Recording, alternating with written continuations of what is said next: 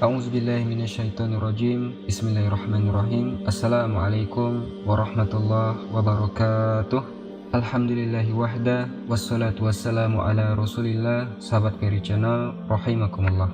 Pada hari ini kita akan membahas tentang seorang wanita mulia, yakni istri Nabi yang keenam. Beliau bernama Hindun binti Abi Umayyah, atau beliau dikenal dengan kunyahnya Ummu Salamah.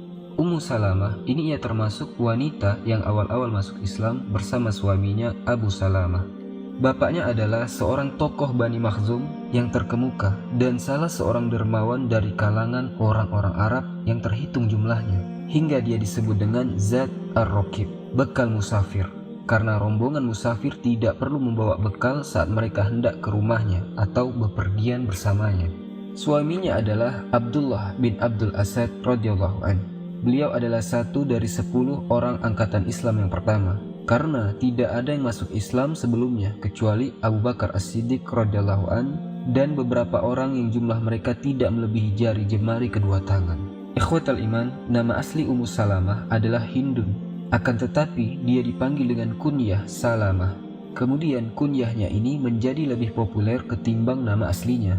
Ummu Salamah masuk Islam bersama suaminya, maka dia termasuk wanita-wanita yang masuk Islam pada angkatan pertama.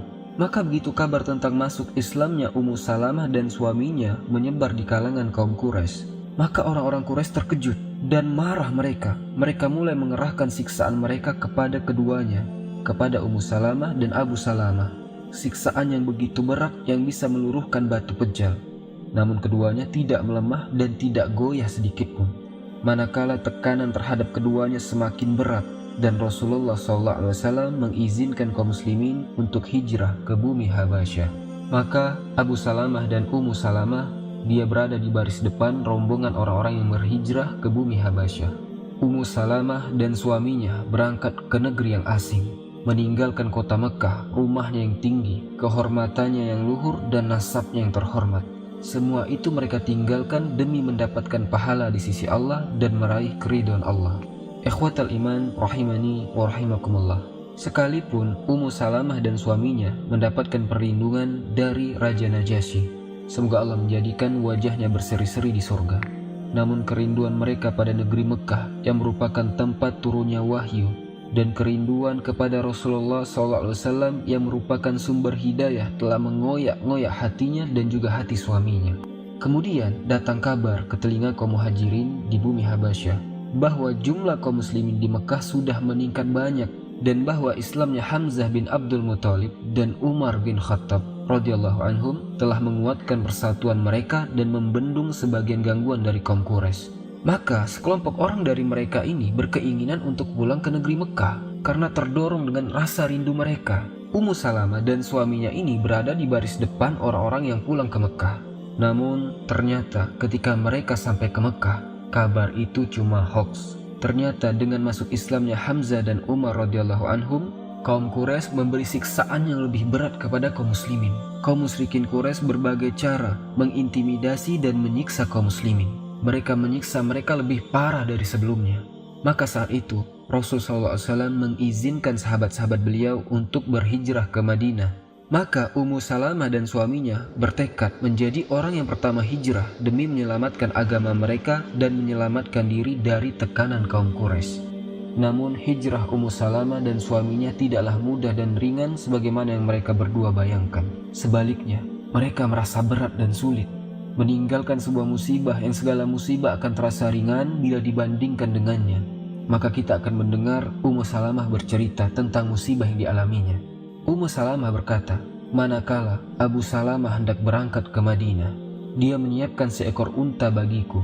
Kemudian dia menaikkanku ke punggungnya dan meletakkan putra kami, Salamah, di pangkuanku. Abu Salamah berjalan menuntun untaku tanpa menoleh ke kanan dan ke kiri. Namun sebelum kami meninggalkan kota Mekah, beberapa orang laki-laki dari kaumku, kaumnya Ummu Salamah, Bani Makhzum, mereka melihat kami, maka mereka pun menghadang jalan kami. Mereka berkata kepada Abu Salamah, suamiku, bila kamu hendak pergi, maka itu urusanmu, tetapi tidak dengan istrimu ini. Dia adalah putri kami. Kami tidak akan membiarkanmu membawanya pergi dari kami bersamamu mengembara ke negeri lain. Karena pada saat itu kan fanatik kesukuan sangat kuat. Kemudian, kata Ummu Salamah, mereka maju dan menarikku dari suamiku dengan paksa. Kemudian, ketika Ummu Salamah ditarik dengan paksa, dilihat oleh kaumnya Abu Salamah, Bani Abdul Asad. Bani Abdul Asad melihat Bani Makhzum menarik Ummu Salamah dan putranya Abu Salamah. Mereka pun sangat marah.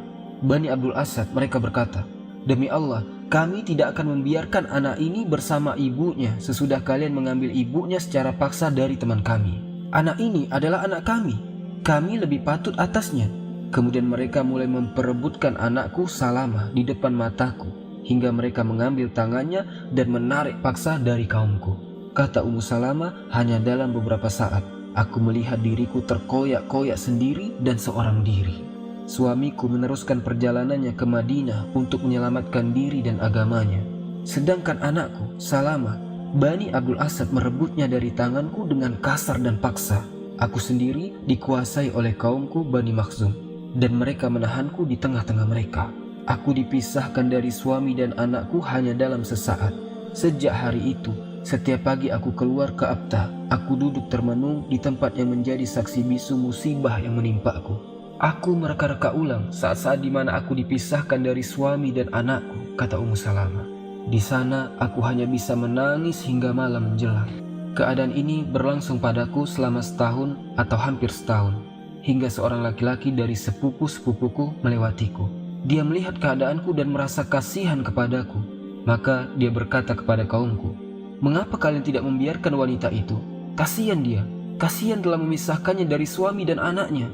Laki-laki ini terus berusaha membujuk hati kaumku dan menggugah rasa iba mereka, sehingga akhirnya mereka berkata kepadaku, "Susulah suamimu bila kamu berkehendak." Tetapi, kata Ummu Salamah, "Bagaimana bisa aku menyusul suamiku di Madinah dan meninggalkan anakku, buah hatiku di Mekah, di Bani Abdul Asad? Bagaimana hatiku bisa tenang dan air mataku bisa berhenti saat aku di Darul Hijrah, Madinah? Sedangkan anakku yang masih kecil berada di Mekah tanpa aku mengetahui keadaannya sedikit pun." Hati seorang ibu. Sebagian orang melihat kesedihan dan kepedihan yang aku rasakan, maka hati mereka merasa iba terhadap keadaanku. Mereka kasihan. Mereka pun berbicara kepada Bani Abdul Asad terkait urusanku dan meminta belas kasihan mereka terhadapku. Maka apa yang terjadi? Maka mereka pun berkenan mengembalikan anakku Salamah kepadaku. Setelah Hindun atau Ummu Salamah bersama anaknya Salamah, maka kata Ummu Salamah, "Aku tidak ingin berlama-lama di Mekah untuk menemukan rekan perjalanan, karena aku khawatir akan terjadi sesuatu yang tidak aku duga yang bisa membatalkan keinginanku untuk menyusul suamiku." Maka Ummu Salamah berangkat menuju Madinah, hendak menyusul suaminya. Dan saat ia tiba di Tan'im, sebuah daerah yang berjarak 3 mil dari Mekah, Ummu Salamah bertemu dengan Utsman bin Tolha. Utsman bin Tolha berkata, "Hendak kemana wahai putri Zat Ar-Rakib?" Ummu Salamah menjawab, "Aku ingin menyusul suamiku di Madinah." Maka Utsman bin Tolha berkata, "Apakah tidak ada seorang pun bersamamu?" Maka Ummu Salamah menjawab, "Tidak ada kecuali Allah kemudian anakku ini."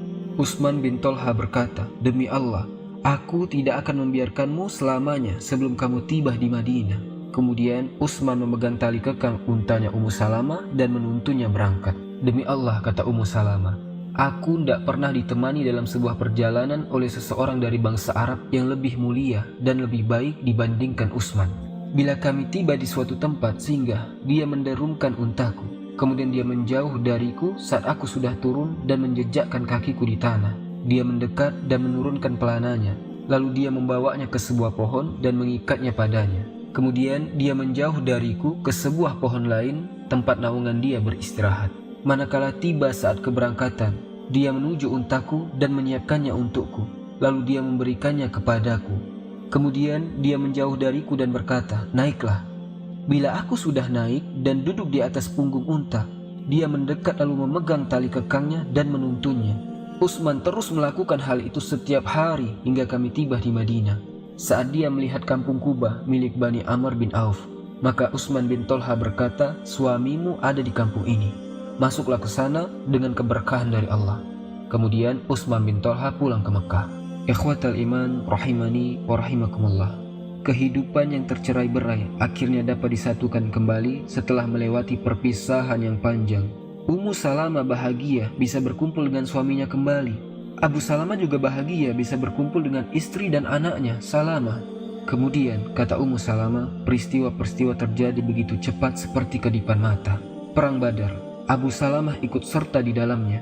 Dia pulang bersama kaum muslimin membawa kemenangan yang gemilang. Abu Salamah juga menerjuni medan Uhud sesudah perang Badar. Abu Salamah memperlihatkan kepahlawanannya di dalamnya dengan gagah berani. Namun saat pulang dari peperangan Badar, Abu Salamah terluka parah.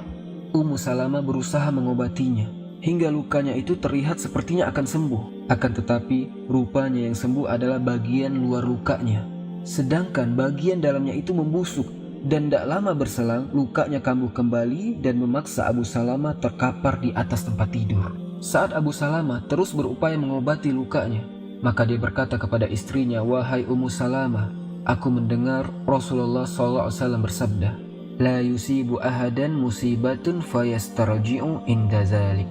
Wa yakul, Allahumma indaka tasabtu musibati hazihi. Allahumma khlufni khairan minha ila a'tah." Tidaklah seseorang ditimpa musibah lalu dia beristirja saat itu dan mengucapkan, "Ya Allah, sesungguhnya aku berharap pahala musibahku ini di sisimu. Ya Allah, berilah aku ganti yang lebih baik darinya." Melainkan Allah Azza wa Jalla memberinya hal itu. Abu Salamah terbaring dalam keadaan sakit di atas ranjangnya selama beberapa hari. Suatu pagi, Rasul SAW datang menjenguk beliau Abu Salamah. Nabi belum menyelesaikan kunjungan dan belum melewati pintu rumahnya. Abu Salamah sudah meninggal duluan.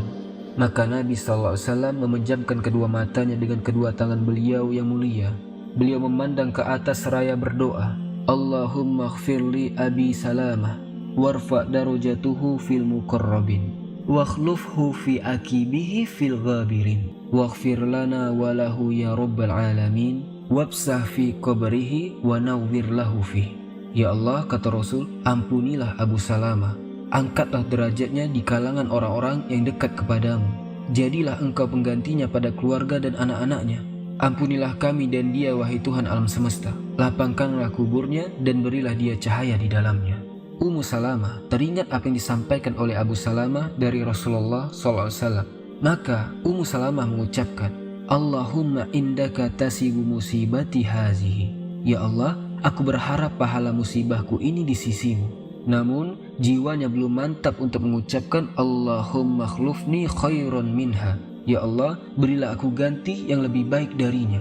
Karena Ummu Salamah masih bertanya-tanya, siapa gerangan yang lebih baik daripada Abu Salamah? Namun itu hanya sesaat, karena akhirnya Ummu Salamah meneruskan doa tersebut. Ketika meninggal Abu Salamah, suaminya Ummu Salamah, kaum muslimin turut bersedih atas musibah yang menimpa Ummu Salamah. Mereka belum pernah bersedih seperti itu sebelumnya. Maka mereka memberinya nama Ayyim al-Arab, janda Arab. Karena saat itu di Madinah tidak ada seorang pun dari sanak kerabatnya kecuali anak-anaknya yang masih kecil seperti anak burung yang belum tumbuh bulunya. Kaum Muhajirin dan Ansor menyadari hak Ummu Salamah atas mereka. Begitu Ummu Salamah menyelesaikan masa berkabungnya atas wafatnya Abu Salamah, masa iddah, lepas masa iddah, datanglah Abu Bakar As-Siddiq melamar Ummu Salamah. Namun Ummu Salamah belum berkenan menerima Abu Bakar. Kemudian datang Umar bin Khattab dan melamar Ummu Salamah. Ummu Salamah juga menolak Umar. Dia sangat mencintai suaminya, Abu Salamah. Bagi Ummu Salamah tidak ada laki-laki yang lebih baik dari Abu Salamah. Kemudian Rasulullah SAW datang melamarnya. Maka Ummu Salamah berkata kepada Rasulullah, "Wahai Rasulullah, sesungguhnya pada diriku ini terdapat 3 sifat. Aku seorang wanita yang pecemburu. Aku khawatir engkau melihat sesuatu dariku yang membuat engkau marah. Akibatnya Allah mengazabku karena itu. Kemudian yang kedua, aku seorang wanita yang tidak lagi muda. Dan yang ketiga, aku juga wanita dengan anggota keluarga yang tidak sedikit."